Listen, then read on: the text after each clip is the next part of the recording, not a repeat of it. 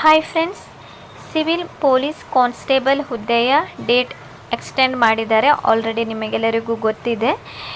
3ನೇ ತಾರೀಕುವರೆಗೆ ಅಪ್ಲಿಕೇಶನ್ ಹಾಕಲು ಅವಕಾಶ ಇತ್ತು. 4ನೇ ತಾರೀಕುವರೆಗೆ ನೀವು ಶುಲ್ಕ ಪಾವತಿಸಲು ಲಾಸ್ಟ್ ಡೇಟ್ ಆಗಿತ್ತು. ಬಟ್ ಈಗ 8ನೇ ತಾರೀಕುವರೆಗೆ ಡೇಟ್ ಎಕ್ಸ್ಟೆಂಡ್ ಮಾಡಿದ್ದಾರೆ. ಅದೇ ರೀತಿ ಶುಲ್ಕ ಪಾವತಿಸಲು ಕೂಡ 8ನೇ ತಾರೀಕುವರೆಗೆ ನಿಮಗೆ ಅವಕಾಶ ಇದೆ. ಅದೇ ರೀತಿ ತುಂಬ ಜನರು ಆಲ್ರೆಡಿ ಅಪ್ಲಿಕೇಶನ್ ಹಾಕಿ ಏನಾದರೂ ತಪ್ಪಾಗಿದ್ದರೆ ನಿಮಗೆ ಎಡಿಟ್ ಮತ್ತು ಕರೆಕ್ಷನ್ ಆಪ್ಷನ್ ಕೂಡ ಅವರು ನೀಡಿದ್ದಾರೆ. ಬಟ್ 10ನೇ ತಾರೀಕಿನಿಂದ ಅದು ಸ್ಟಾರ್ಟ್ ಆಗುತ್ತದೆ. 10ನೇ ತಾರೀಕಿನಿಂದ 13ನೇ ತಾರೀಕುವರೆಗೆ ನಿಮಗೆ ಅವಕಾಶ ಇದೆ. ಸೊ ಯಾರು ಏನಾದರೂ ಅಪ್ಲಿಕೇಶನ್ ಹಾಕುವಾಗ ತಪ್ಪಾಗಿದ್ದರೆ ನೀವು 10ನೇ ತಾರೀಕಿನಿಂದ 13ನೇ ತಾರೀಕಿನ ಒಳಗೆ ನೀವು ಎಡಿಟ್ ಕರೆಕ್ಷನ್ ಆಪ್ಷನ್ ಮಾಡಬಹುದು. ಯಾರು ಇನ್ನೂ ಅಪ್ಲಿಕೇಶನ್ ಹಾಕಿಲ್ಲ ಅಂಥವರಿಗೆ 8ನೇ ತಾರೀಕುವರೆಗೆ ಅವಕಾಶ ಇದೆ. ಅದೇ ರೀತಿ ಫ್ರೆಂಡ್ಸ್, ಈಗ ಇನ್ನೊಂದು ನೋಟಿಫಿಕೇಷನ್ ಕೂಡ ಬಿಟ್ಟಿದ್ದಾರೆ. ಕನ್ನಡ ಕಡ್ಡಾಯ ಭಾಷೆ ಪರೀಕ್ಷೆ ಯಾರು ಬರೆಯಬೇಕು, ಯಾರು ಬರದೇ ಇದ್ದರೂ ಕೂಡ ನಡೆಯುತ್ತದೆ. ಇದರ ಬಗ್ಗೆ ಕೂಡ ಮಾಹಿತಿಯನ್ನು ನೀಡುತ್ತೇನೆ. ಹಾಗಾದರೆ ಬನ್ನಿ ನೋಡುವ ಏನೆಲ್ಲ ಆ ಒಂದು ನೋಟಿಫಿಕೇಷನಲ್ಲಿ ನೀಡಿದ್ದಾರೆ, ಯಾರು ಪರೀಕ್ಷೆ ಬರೆಯಬೇಕು. ಈ ಒಂದು ಸಿವಿಲ್ ಪೊಲೀಸ್ ಕಾನ್ಸ್ಟೇಬಲ್ ಹುದ್ದೆಗೆ ಅರ್ಜಿ ಸಲ್ಲಿಸಿದ್ದೀರಿ ಅಂಥವರಿಗೆ ನಿಮಗೆ ಗೊತ್ತಿದೆ ಆಗಸ್ಟ್ನಲ್ಲಿ ಇವರಿಗೆ ಎಕ್ಸಾಮ್ ಇದೆ ಅಂತ ಆಲ್ರೆಡಿ ಅವರು ಕೂಡ ತಿಳಿಸಿದ್ದಾರೆ.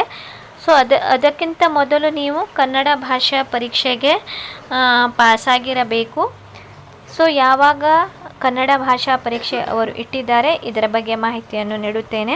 ನೋಡಿ ಫ್ರೆಂಡ್ಸ್, ಯಾರು ಒಂದು ಈ ಪರೀಕ್ಷೆ ಕನ್ನಡ ಭಾಷಾ ಪರೀಕ್ಷೆ ಬರೆಯಬೇಕು ಅಂದರೆ ಇಲ್ಲಿ ನೋಡಿ, ಕರ್ನಾಟಕ ಪರೀಕ್ಷಾ ಪ್ರಾಧಿಕಾರದಿಂದ ಅಧಿಸೂಚಿಸಲಾದ ವಿವಿಧ ಇಲಾಖೆ ನಿಗಮ ಮಂಡಳಿಗೆ ಗ್ರೂಪ್ ಎ ಗ್ರೂಪ್ ಬಿ ಹುದ್ದೆಗಳಿಗೆ ಮತ್ತು ಪೊಲೀಸ್ ಇಲಾಖೆ ಸಿವಿಲ್ ಪೊಲೀಸ್ ಕಾನ್ಸ್ಟೇಬಲ್ ಹುದ್ದೆಗಳಿಗೆ ಅರ್ಜಿ ಸಲ್ಲಿಸುವ ಅಭ್ಯರ್ಥಿಗಳಿಗೆ ಕನ್ನಡ ಭಾಷಾ ಪರೀಕ್ಷೆ ನಡೆಸುವ ಸಂಬಂಧ ಪರೀಕ್ಷಾ ವೇಳಾಪಟ್ಟಿ ಅಂತ ಇದೆ. ಕನ್ನಡ ಪರೀಕ್ಷಾ ಪ್ರಾಧಿಕಾರವು ದಿನಾಂಕ 20/5/2026ರಂದು ಅಧಿಸೂಚನೆ ಹೊರಡಿಸಿದ್ದು, ವಿವಿಧ ಇಲಾಖೆ ನಿಗಮ ಮಂಡಳಿಗಳ ಗ್ರೂಪ್ ಎ ಹಾಗೂ ಗ್ರೂಪ್ ಬಿ ಹುದ್ದೆಗಳಿಗೆ ದಿನಾಂಕ 5/6/2026ರ ಪತ್ರಿಕಾ ಪ್ರಕಟಣೆಯಂತೆ ಪೊಲೀಸ್ ಇಲಾಖೆ ಸಿವಿಲ್ ಪೊಲೀಸ್ ಕಾನ್ಸ್ಟೇಬಲ್ ಹುದ್ದೆಗಳಿಗೆ ಅರ್ಜಿ ಸಲ್ಲಿಸಿರುವ ಅಭ್ಯರ್ಥಿಗಳಲ್ಲಿ ಸರ್ಕಾರದ ಅಧಿಸೂಚನೆ ಸಂಖ್ಯೆ ನೀಡಿದ್ದಾರೆ.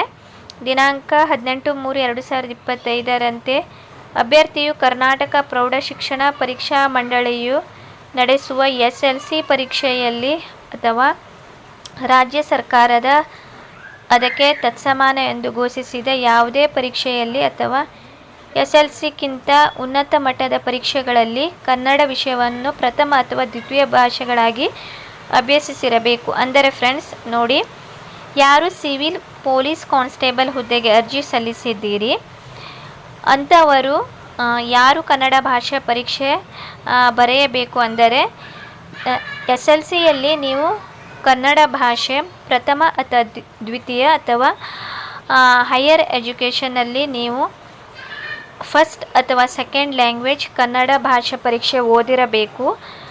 ಓದಿದವರು ನೀವು ಈ ಒಂದು ಕನ್ನಡ ಭಾಷಾ ಪರೀಕ್ಷೆ ಬರೆಯುವ ಅವಶ್ಯಕತೆ ಇಲ್ಲ. ಯಾರು ಫಸ್ಟ್ ಮತ್ತು ಸೆಕೆಂಡ್ ಲ್ಯಾಂಗ್ವೇಜ್ ಕನ್ನಡ ಭಾಷಾ ಪರೀಕ್ಷೆ ಓದಲಿಲ್ಲ ಅಂಥವರಿಗೆ 19 ಜುಲೈ ಇದೇ ತಿಂಗಳ ಜುಲೈ 19ನೇ ತಾರೀಕಿಗೆ ಕನ್ನಡ ಭಾಷಾ ಪರೀಕ್ಷೆ 10:30ರಿಂದ 12:30 ಭಾನುವಾರ ಬರುತ್ತದೆ. 150 ಅಂಕಗಳ ಒಂದು ಪ್ರಶ್ನೆ ಪರೀಕ್ಷೆ ಇರುತ್ತದೆ. ಗರಿಷ್ಠ ಅಂಕಗಳು 150, ಒಟ್ಟು ಪ್ರಶ್ನೆಗಳು 100 ಇರುತ್ತದೆ. ಅಂದರೆ ಒಂದಕ್ಕೆ 1.5 ಮಾರ್ಕ್ಸ್ ಇರುತ್ತದೆ. 150 ಅಂಕಗಳ ಒಂದು ಪರೀಕ್ಷೆ ನಿಮಗೆ ನಡೆಸಲಾಗುವುದು. ಅದೇ ರೀತಿ ಮತ್ತೆ ಯಾರು ಆಲ್ರೆಡಿ ಹಿಂದೆ ಒಂದು ಕನ್ನಡ ಭಾಷಾ ಪರೀಕ್ಷೆ ಬರೆದಿದ್ದು ಅದರಲ್ಲಿ ಪಾಸಾಗಿದ್ದರೂ ಕೂಡ ಅಂಥವರು ಕೂಡ ನೀವು ಬರೆದೇ ಇದ್ದರೆ ಕೂಡ ಬರೆಯುವ ಅವಶ್ಯಕತೆ ಇಲ್ಲ. For example village accountant VAO ಪರೀಕ್ಷೆಗೆ ಯಾರು ಆಲ್ರೆಡಿ ಹಿಂದೆ ಕನ್ನಡ ಭಾಷಾ ಪರೀಕ್ಷೆ ಬರೆದು ಪಾಸಾಗಿದ್ದೀರಿ ಅಂಥವರು ಕೂಡ ಬರೆಯುವ ಅವಶ್ಯಕತೆ ಇಲ್ಲ. ಯಾರು ಇನ್ನೂ ಕೂಡ ಯಾವುದೇ ಕನ್ನಡ ಭಾಷಾ ಪರೀಕ್ಷೆ ಬರೆಯಲಿಲ್ಲ, ಅದೇ ರೀತಿ ಫಸ್ಟ್ ಮತ್ತು ಸೆಕೆಂಡ್ ಲ್ಯಾಂಗ್ವೇಜ್ ನೀವು ಕನ್ನಡ ಭಾಷೆ ಪರೀಕ್ಷೆ ಓದಲಿಲ್ಲ ಅಂಥವರಿಗಷ್ಟೇ 19ನೇ ತಾರೀಕಿಗೆ ನೀವು ಕಡ್ಡಾಯವಾಗಿ ಕನ್ನಡ ಭಾಷೆ ಪರೀಕ್ಷೆ ಬರೆಯಬೇಕು, ಪಾಸಾಗಬೇಕು. ಅಂಥವರಿಗಷ್ಟೇ ನೆಕ್ಸ್ಟ್ ಸಿವಿಲ್ ಕಾನ್ಸ್ಟೇಬಲ್ ಹುದ್ದೆಗೆ ಅವರು ಪರೀಕ್ಷೆ ಬರೆಯಲು ಅವಕಾಶ ಮಾಡಿಕೊಡುತ್ತಾರೆ ಫ್ರೆಂಡ್ಸ್. ಇದನ್ನು ನೀವು ಗಮನದಲ್ಲಿ ಇಟ್ಟುಕೊಳ್ಳಿ. ಹಾಲ್ ಟಿಕೆಟ್ ಆದಷ್ಟು ಬೇಗ ಅವರು ವೆಬ್ಸೈಟ್ನಲ್ಲಿ ಹಾಕುತ್ತಾರೆ. ಸೊ ನೀವು ಆವಾಗ ಈ ಒಂದು ಪರೀಕ್ಷೆಯ ಹಾಲ್ ಟಿಕೆಟನ್ನು ನೀವು ಡೌನ್ಲೋಡ್ ಮಾಡಿಕೊಳ್ಳಬಹುದು. ನೋಡಿ, ಪ್ರತಿ ಪ್ರಶ್ನೆಗೆ 1.5 ಅಂಕ ಇರುತ್ತದೆ. ಕನ್ನಡ ಭಾಷೆ ಪರೀಕ್ಷೆ ಬಹು ಆಯ್ಕೆ ಇರುತ್ತದೆ, ಇದೆಲ್ಲ ನಿಮಗೆ ಗೊತ್ತಿದೆ. ನೋಡಿ, ಕನ್ನಡ ಭಾಷೆ ಪರೀಕ್ಷೆಯಲ್ಲಿ ಅರ್ಹತೆ ಹೊಂದಲು ಅನ್ವಯಿಸುವ ಅಭ್ಯರ್ಥಿಗಳಿಗೆ ಕನಿಷ್ಠ ನೀವು 50 ಅಂಕಗಳನ್ನು ಗಳಿಸುವುದು ಕಡ್ಡಾಯವಾಗಿರುತ್ತದೆ.